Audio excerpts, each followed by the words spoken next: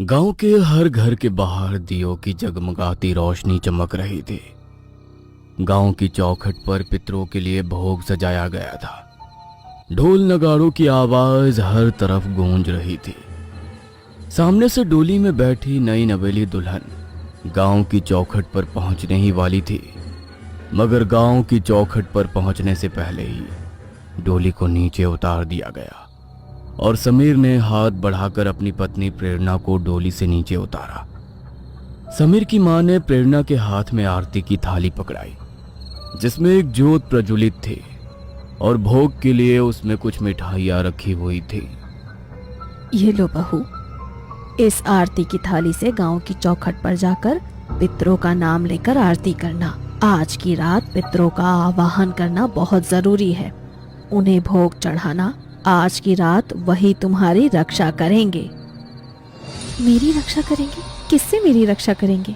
आज तक मैंने कभी किसी की शादी में इस तरह की रस्म नहीं देखी, जहां गांव की चौखट पर पितरों को आवाहन दिया जाता हो। पितरों को आवाहन तो हर कोई अपने घर के भीतर देता है, और गांव के हर घर के बाहर दिए क्यों जलाए गए हैं? आज तो दिवाली की रात भी नहीं है। दिवाली की रात भले ही नहीं है बहू, लेकिन यहाँ पर किसी की शादी की रात अमावस की रात से कम नहीं होती। अगर गांव के किसी भी घर की चौखट पर जलता दिया बुझ जाए तो अनर्थ हो जाता है। गांव पर मंडराने वाली प्रेत शक्ति वधू पर हावी हो जाती है। इसीलिए चौखट पर आरती ले जाकर पितरों का आवाहन करके उन्हें भोग चढ़ा दो। चलो। आशा की बातें सुनकर प्रेरणा कुछ घबरा सी गई, मगर वो अब उनके घर की बहू बन चुकी थी। इसलिए उनके घर और गांव की रस्मों को करने के अलावा उसके पास अब दूसरा कोई चारा नहीं था। इसलिए उसने गांव की चौखट पर पहुंचकर पितरों को आवाहन देना शुरू किया। वहां पर बज रहे ढोल नगाड़ों की आवाज अचानक से और तेज हो गई, मगर उनकी खुशी को कोई छुपकर देख रहा था। गांव के घर के पीछे काला लिबास पहने कोई शख्स उनकी तरफ ही देख रहा था।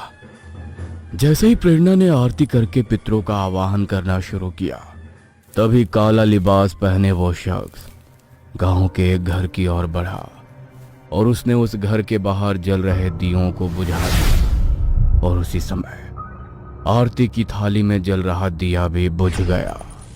हे भगवान, ये तो घोर अनर्थ हो गया।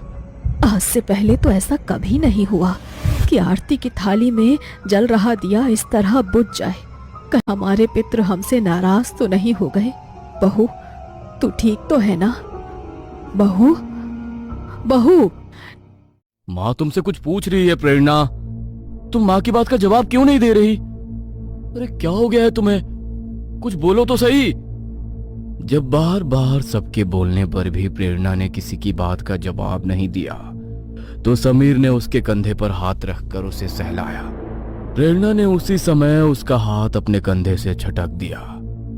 उसने पीछे मुड़कर समीर की तरफ देखा तो उसकी आंखें सुर्ख लाल हो चुकी थी और चेहरा सफेद पड़ने लगा था। उसकी सांसें तेज हो चुकी थी। उसने गुस्से में समीर की तरफ देखा। लगता है वो प्रेत आत्मा बहू रानी पर हावी हो गई है। जल्दी से मंदिर से सिंदूर लेकर आओ, जाओ। नहीं छोड़ूंगी, मैं किसी को भी नहीं छोड़ूंगी। बहुत समय से इसी दिन का इंतजार कर रही थी। अब मुझे इजाजत मिल गई। अब कोई नहीं बचेगा। प्रेरणा ने समीर की गर्दन को अपने हाथों में जकड़ लिया और उसके गले को बुरी तरह दबाने लगी। तभी गांव की एक औरत ने पीछे से आकर प्रेरणा के माथे पर माता रानी का सिंदूर लगा दिया और प्रेरणा उसी समय वहां बेहोश होकर गिर पड़ी। उस बूढ़ी औरत ने प्रेरणा के सर से 7 बार कुछ पैसों को वारा और उसे आरती की थाली में रख दिया। सामने दोबारा से थाली में रखे दिए को जलाया। ये लो आशा, इस आरती की थाल से भोग चढ़ाकर दोबारा पितरों का आवाहन करो और उनसे माफी मांगो। अब वही तुम्हारी बहू की उस प्रेत शक्ति से रक्षा करेंगे। उस औरत ने आशा के हाथ में आरती की थाली पकड़ाई और आशा ने पितरों का आवाहन कर उन्हें भोग चढ़ाया। भोग चढ़ाने के बाद वह तुरंत ही प्रेरणा को उठाकर घर लेकर चले गए। आज तो अनर्थ होते होते बच गया। पता नहीं क्या गलती हो गई हमसे, जो वो प्रेत शक्ति हावी हो गई बहू पर। मुझे नहीं लगता कि बला अभी टल गई है। वो शक्ति बहू पर हावी हुई है तो जरूर हमारे घर के इर्द गिर्द ही मंडरा रही होगी। हमें कल के कल ही पंडित जी को घर पर बुलाना पड़ेगा। वो लोग जिस प्रेत शक्ति से डरे हुए थे, वो उनकी बहू के साए के पीछे पीछे अब उनके घर में प्रवेश कर चुकी थी। घर के हर कोने में उसका साया पसरा हुआ था। रात भर तो प्रेरणा बिल्कुल शांत रही। सुबह होते ही घर वाले पंडित जी को बुलाने मंदिर पहुंच गए। उन्होंने देखा कि मंदिर में आज पंडित जी की जगह बस उनका शिष्य ही पूजा पाठ कर रहा है। क्या बात है, आज पंडित जी अभी तक मंदिर नहीं आए? आज उनको आने में देर हो गई क्या? नहीं, पंडित जी के एक रिश्तेदार की अचानक मौत हो गई। वो अपने परिवार के साथ वहीं पर गए हैं। आने में उन्हें कुछ दिन लग सकते हैं। क्या पंडित जी जब तक बंधन नहीं करेंगे तब तक कुछ भी सुरक्षित नहीं होगा?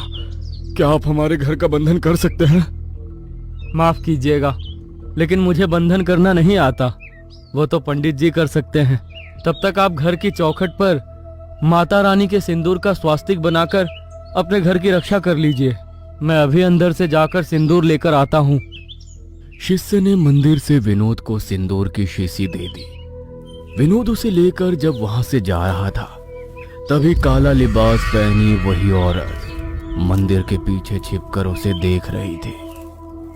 वो छिपते हुए विनोद के पीछे पीछे चलने लगी और थोड़ी दूर पहुंचने के बाद विनोद से जाकर टकरा गई। उसका चेहरा काले कपड़े से ढका हुआ था।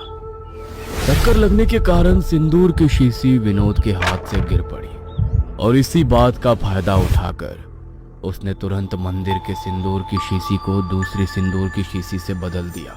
माफ करना भाई साहब, मेरी वजह से आपका सामान गिर गया। नहीं नहीं, कोई बात नहीं। विनोद ने वो सिंदूर की शीशी उठाई और वहां से निकल पड़ा। मगर तभी उस औरत की आंखों में एक अलग ही तेज आ गया, जैसे उसे अपनी मंजिल तक पहुंचने का एक नया रास्ता मिल गया हो। वो पल भर में बड़े ही तेज कदमों से वहां से निकल गई। विनोद ने घर पहुंचते ही डिब्बी के सिंदूर से घर के बाहर स्वास्तिक बना दिया।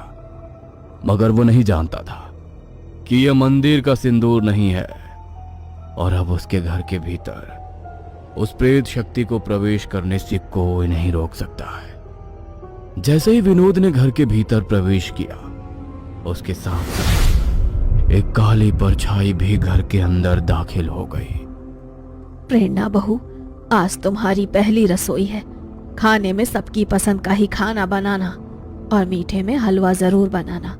समीर को सूजी का हलवा बहुत पसंद है। काजू किशमिश जरूर डालना। ठीक है माँ जी, मैं खाना बना लेती हूँ। प्रेरणा खाना बनाने रसोई की तरफ जाने लगी। तभी उसे लगा कि पायल पहने कोई औरत उसके साथ साथ चल रही है। उसने अपनी नजरें घुमाकर देखा, मगर वहां पर कोई भी नहीं था।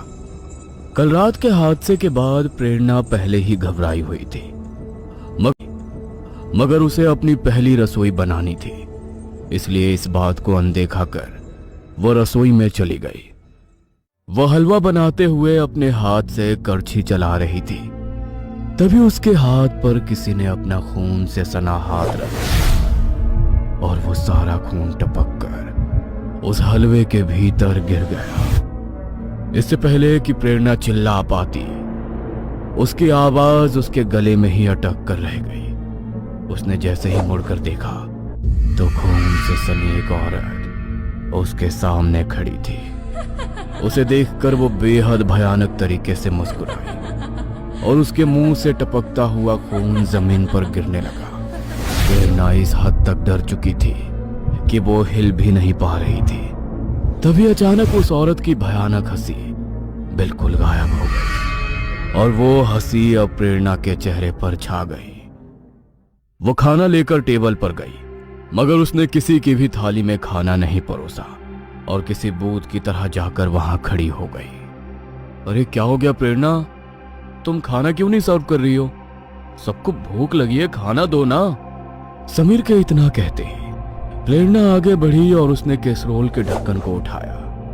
लेकिन जैसे ही समीर ने कैसरोल के अंदर देखा तो डर के मारे उसकी आंखें फटी की फटी रह गई।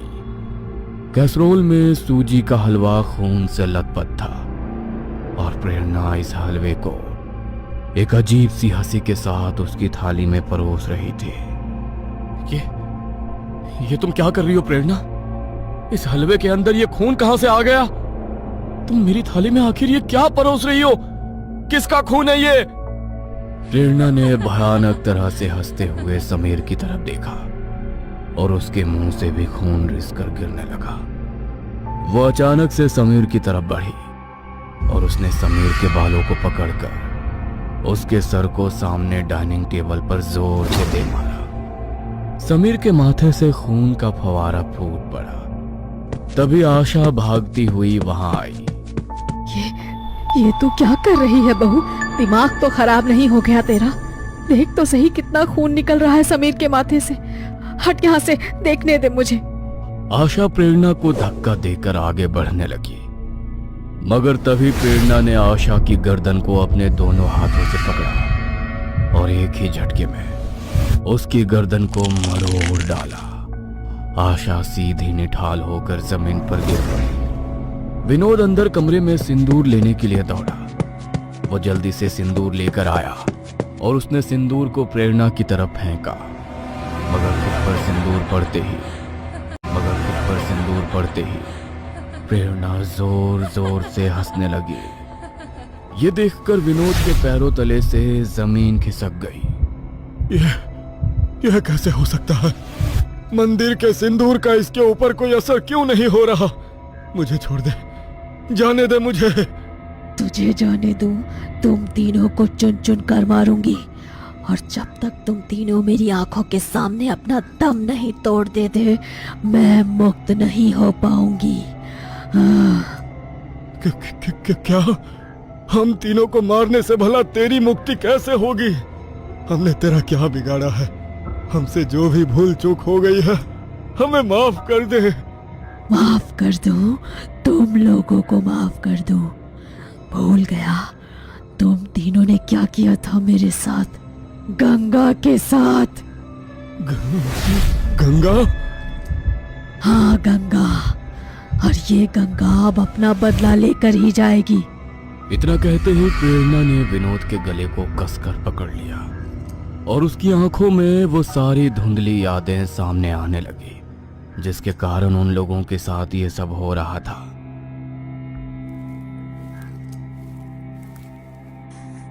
अरे क्या हो गया तुझे? तू इस तरह रो क्यों रही है? और मैंने तुझे कितनी बार बोला है कि इस तरह मुझे बाहर मिलने मत बुलाया कर। अगर किसी ने देख लिया ना तो बखेड़ा खड़ा हो जाएगा। अगर तुमने मुझसे शादी ना की तो बखेड़ा तो तब खड़ा हो जाएगा। मैं 3 महीने से पेट से हूँ। मुझे आज ही ये बात पता चली। अगर गांव में किसी को ये बात पता चल गई तो मेरी माँ तो मुझे जान से ही मार देगी। अब हमें शादी कर लेनी चाहिए। तुम अपने घर वालों से बात करो। तुम्हारा दिमाग खराब हो गया है क्या? कैसी शादी? कौन सी शादी? अरे हमारे घर में काम करने वाली नौकरानी की बेटी हो तुम। अरे तुमने सोचा भी कैसे कि मैं तुम जैसी लड़की से शादी करूंगा? इस बच्चे को मैं नहीं अपनाने वाला। क्या पता किसका पाप अपने पेट में लेकर घूम रही हो। क्या ये सब क्या बोल रहे हो तुम? तुमने मेरे बारे में ऐसा सोचा भी कैसे? ठीक बोलती थी मेरी सहेली कि इसकी बातों में मत आ, लेकिन मैंने ही कभी उसकी बात नहीं सुनी। मगर कोई बात नहीं, अगर तुम मुझे नहीं अपनाओगे तो मैं ये बात खुद से पूरे गांव में फैला दूंगी। भले ही मेरी जान जाती हो तो चली जाएगी, लेकिन चैन से मैं तुम्हें भी नहीं रहने दूंगी। पूरे गांव में बदनाम हो जाओगे तुम, और तुम्हारे परिवार का जो औहदा है वो भी मिट्टी में मिल जाएगा। नहीं, तुम ऐसा कुछ नहीं करोगी। वरना क्या? हाँ, तुम्हारी किसी बात से डरने वाली नहीं हूँ मैं। मुझे अपनी जान की कोई परवाह नहीं है। ये सब बोलकर गंगा वहां से चली गई।